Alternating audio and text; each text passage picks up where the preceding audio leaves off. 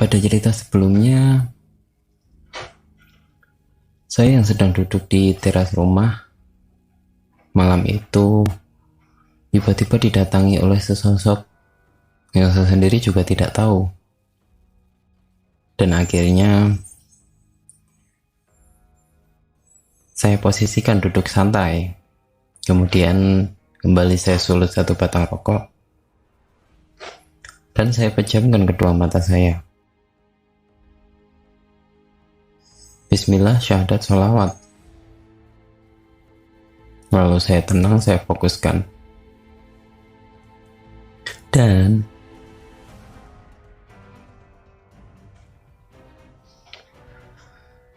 benar saja ternyata apa yang saya lihat sekilas tadi ternyata masih ada di depan saya.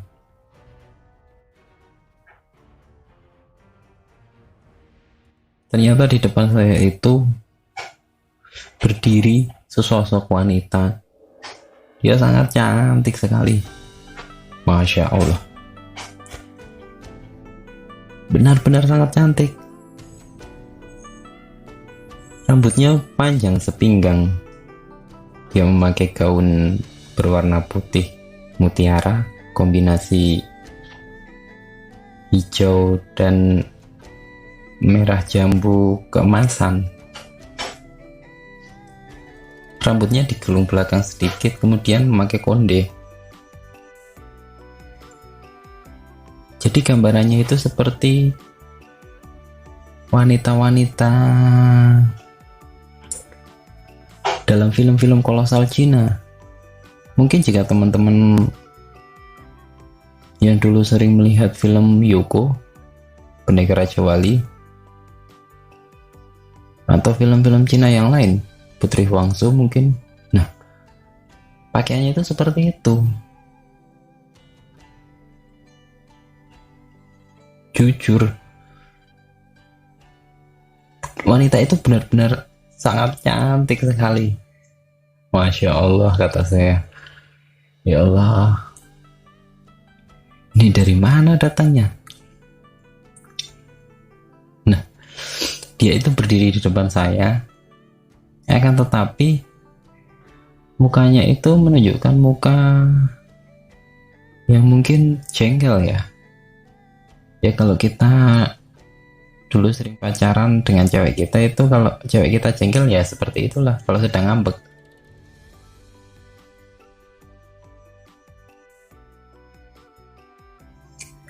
Kemudian saya mulai berkomunikasi dengan wanita tersebut. Saya ucapkan salam. Lalu saya tanyakan, siapa namamu? Dari mana asalmu? Dan ada keperluan apa kamu datang ke sini? Tanyaku.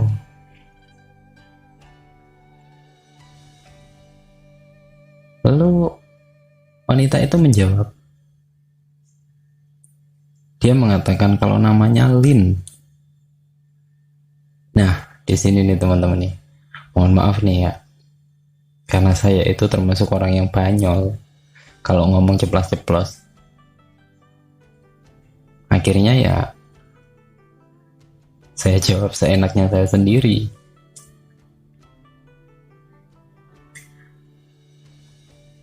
Mendengar jawabannya kalau namanya Lin, saya tanya,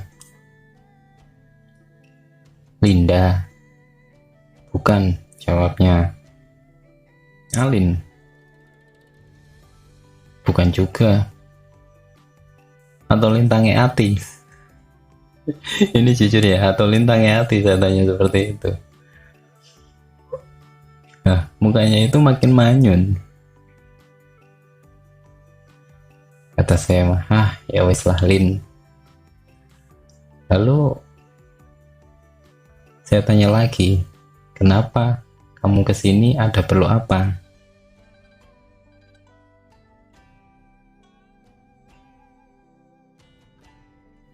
Pas saya tanya seperti itu, jawabnya apa teman-teman? Jadi ini bahasa terjemahan saya aja ya. biar mudah dipahami. Dia menjawab seperti ini, kamu itu nyebelin. Buset dah, aneh kan? Dia tiba-tiba datang, kemudian saya tanya, maksudnya tujuannya datang ke sini itu untuk apa? Tahu-tahu dia bilang kamu itu nyebelin. Ya spontan saya ngomong, refleks. Belum minum obat kamu ya? Aneh.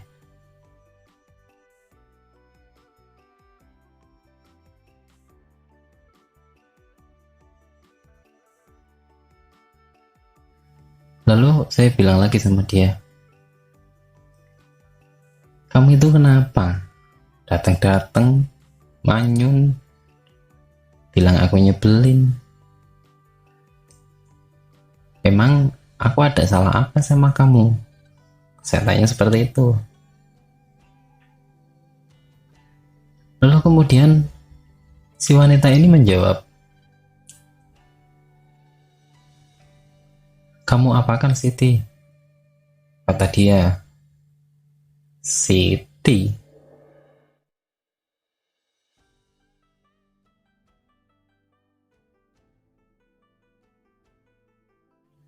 Saya mulai berpikir, Siti?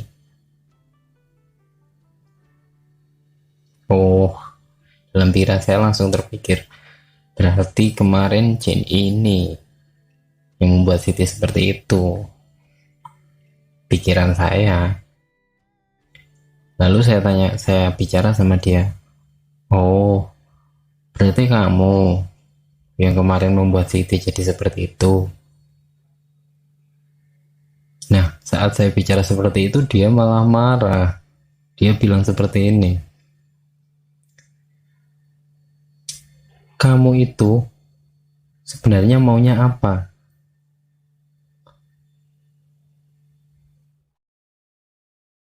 Lah, saya bingung kan? Kamu tahu nggak? Kamu bisa memagari Siti, sehingga aku tidak bisa mendekati Siti lagi. Akan tetapi kamu tidak tahu apa yang sebenarnya terjadi pada Siti. Waduh, ini saya juga mulai pusing ini sekarang, mulai bingung. Maksud kamu apa? Saya tanya. Sebenarnya, tunggu dulu, saya bilang. Sebenarnya kamu itu siapa, dari mana, dan apa tujuan kamu? Tolong ceritakan. Sudah, kita santai saja. Kita ceritakan santai, kita tenang, kita ngobrol santai, kita ngobrol enak. Kata saya kan. Iya, namanya Jin ya, suek banget ya. Benar-benar suek teman-teman ya. Kalau kita mah duduk di bangku ya, dia duduk ngambang, melayang duduk di depan saya. Kata saya mah, astagfirullahaladzim. Ya wah ini mah. Ya sudahlah, biarkan suka-suka dia.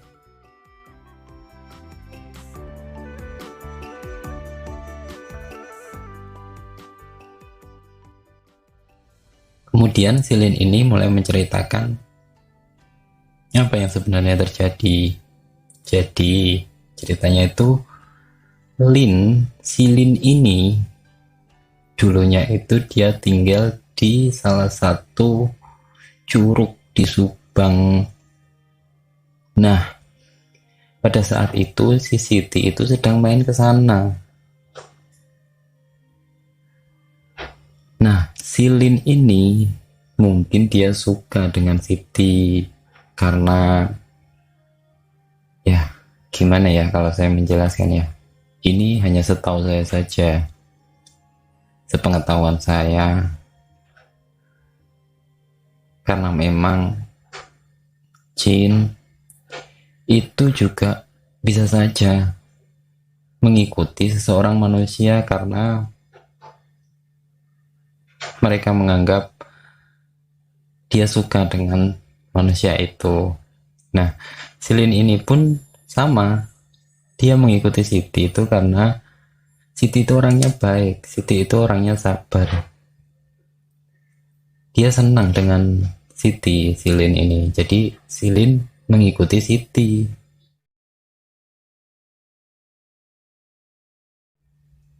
Kemudian Silin kembali melanjutkan ceritanya bahwa dia itu mengikuti Siti. Akan tetapi bukan dialah yang membuat Siti seperti itu.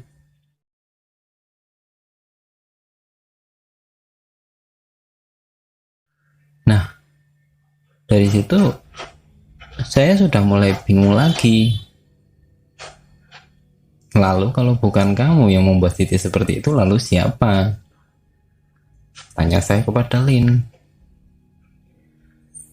Dan Lin pun menjawab bahwa ada seorang lelaki yang suka dengan Siti.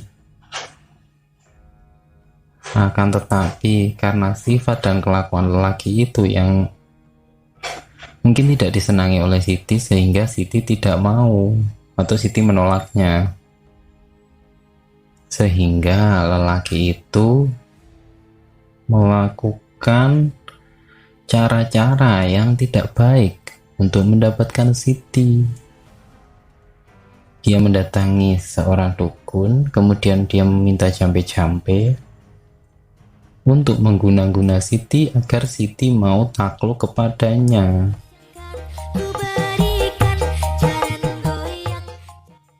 Nah, Silin inilah yang masih memagari Siti, yang masih ibaratnya dia itu masih menahan sehingga Siti tidak sampai gila.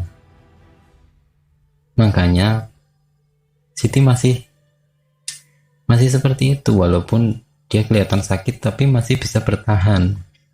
Akan tetapi kalau Silin ini tidak menahan guna-guna dari orang yang mengirim, laki-laki yang mengirim itu, maka sudah dapat dipastikan bahwa Siti ini akan gila.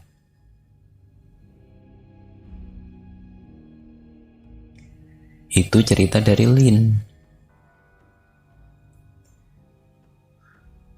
Akan tetapi Lin sendiri juga berkata kalau dia tidak mampu menahan, dia hanya bisa mengimbangi. Dia tidak mampu menahan sehingga Siti bisa menjadi seperti itu. Makanya beratnya dia tidak bisa melawan, dia hanya bisa menahan. Karena mungkin kesaktian dari seorang yang mengirim guna-guna itu lebih hebat daripada Silin ini. Nah, mendengar cerita dari Lin, akhirnya saya pun mulai mengerti kronologinya apa yang sebenarnya terjadi.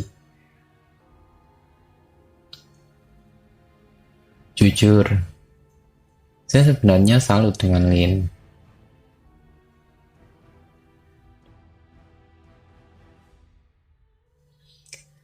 Akan tetapi di sisi lain, Lin sendiri juga sebenarnya salah.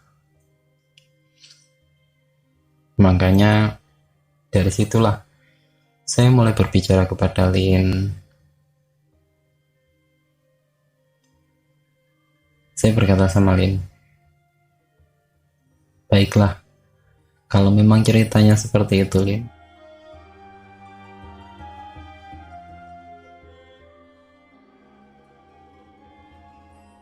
oke, saya minta maaf. Akan tetapi, ini saya katakan kepada kamu, sebenarnya kamu pun sudah tahu. Kamu dan Siti itu beda alam, Lin. Kamu bangsa jin, sedangkan Siti bangsa manusia. Dan sampai kapanpun, bangsa jin dan bangsa manusia itu tidak akan bisa bersatu.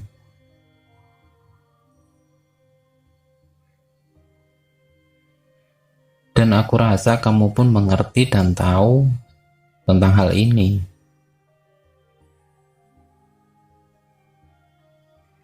Jika kamu terus menempel Siti, oke, mungkin kamu yang melindungi Siti.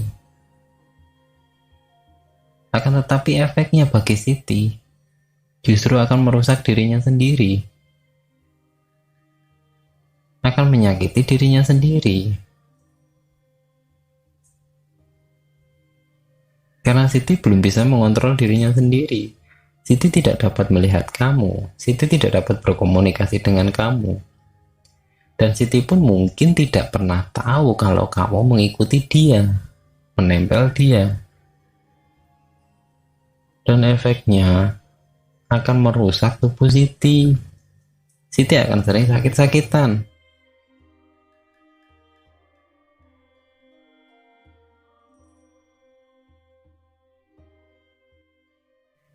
Jadi, kamu boleh berteman dengan Siti itu boleh.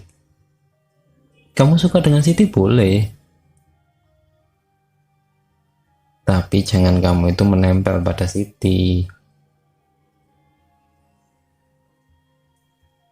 Kata saya kepada Lin. Dan di sini, Lin itu sebenarnya juga sudah mengetahui akan hal itu.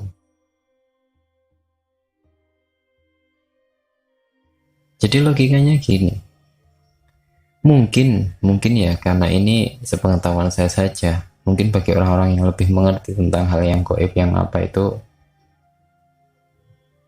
mungkin bisa diluruskan. Kita saja, seumpamanya kita saja mungkin bisa melihat, kita tahu, kita bisa berkomunikasi dengan makhluk mungkin yang mengikuti kita, yang suka sama kita kemudian mengikuti kita. Itu saja kita belum tentu bisa mengontrol dia kok. Apalagi yang kita tidak tahu. Kita tidak bisa melihat, kita tidak bisa berkomunikasi. Bahkan mungkin kita tidak tahu kalau ada makhluk gaib yang mengikuti kita atau menempel kita.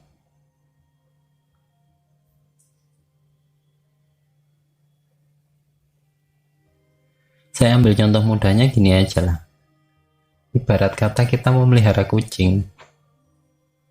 Kita pelihara kucing itu dari kecil sampai besar, sehingga kucing itu benar-benar jinak. Benar-benar sangat jinak kepada kita. Sangat-sangat jinak kepada kita. Akan tetapi yang namanya kucing tetaplah kucing, hewan tetaplah hewan. Sejinak-jinaknya dia, sesetia-setianya dia, suatu saat mungkin kita sedang bermain dengan dia, dia juga akan bisa mencakar kita. Walaupun dia tidak ada niatan untuk mencakar kita.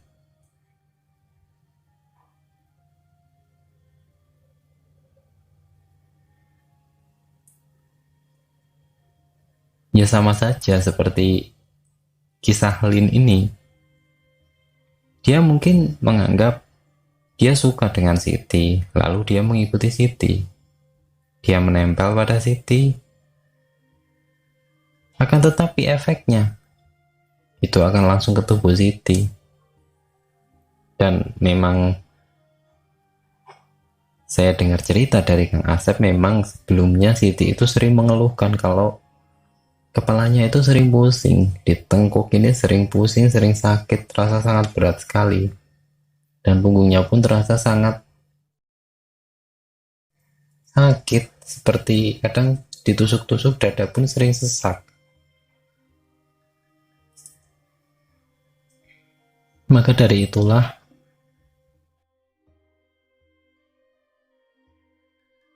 saya katakan semuanya itu kepada Lin. Dan untunglah Lin mau menerima apa yang saya katakan kepadanya. Jadi saya bilang sama Lin, boleh Lin, boleh kamu itu suka dengan Siti. Akan tetapi kamu jangan menempel Siti, kasihan. tinggallah kamu di mana terserah. Biarkanlah Siti menjalani takdirnya sebagai seorang manusia, dan kamu menjalani takdir kamu sebagai bangsa jin. Kamu boleh beratnya menengok main ke tempat Siti boleh, akan tetapi saran saya kamu jangan menempel pada Siti, kasihan, karena itu akan merugikan Siti sendiri.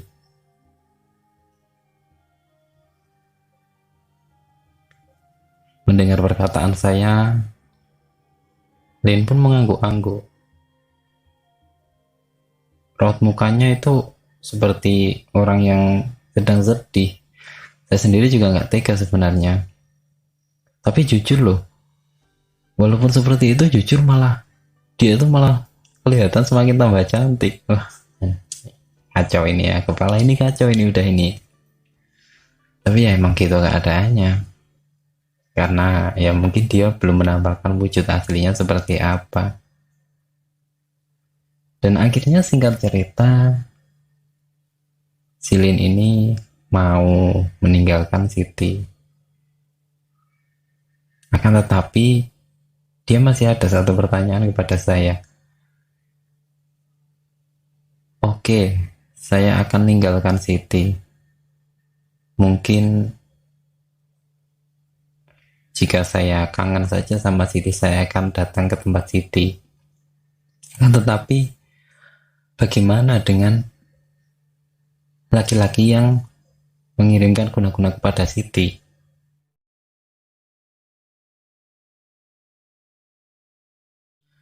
Itu yang dikhawatirkan Lin. Dan saya pun menjawab, sudah Lin, kalau untuk masalah itu, insya Allah biarlah aku yang membantu yang mengurus Siti.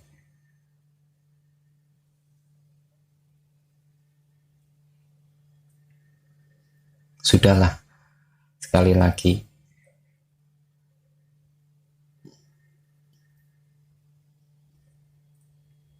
Kita jalani saja takdir kita masing-masing.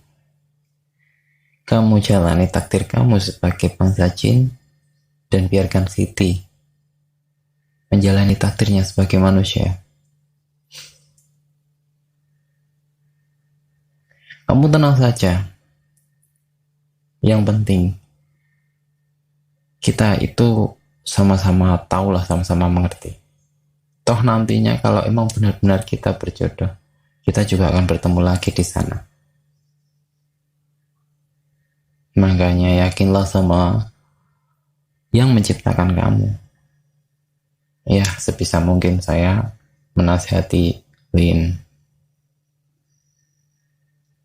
Dan kalau teman-teman tahu itu, benar-benar itu Masya Allah.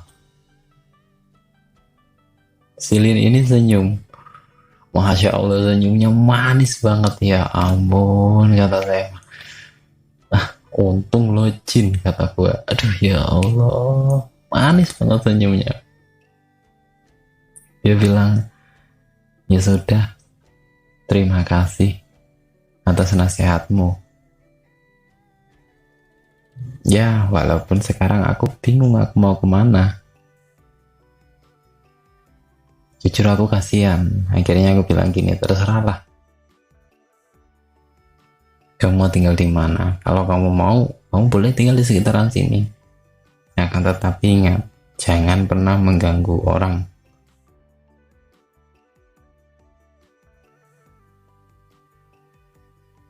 Karena saya juga bukan orang yang ngerti, saya hanya orang awam biasa. Kalaupun saya bisa berkomunikasi dan bisa melihat Lin pada waktu itu bukan karena saya. Itu mutlak karena Allah mengizinkan saya untuk melihat dan berkomunikasi dengan Lin. Karena sesungguhnya saya tidak bisa apa-apa.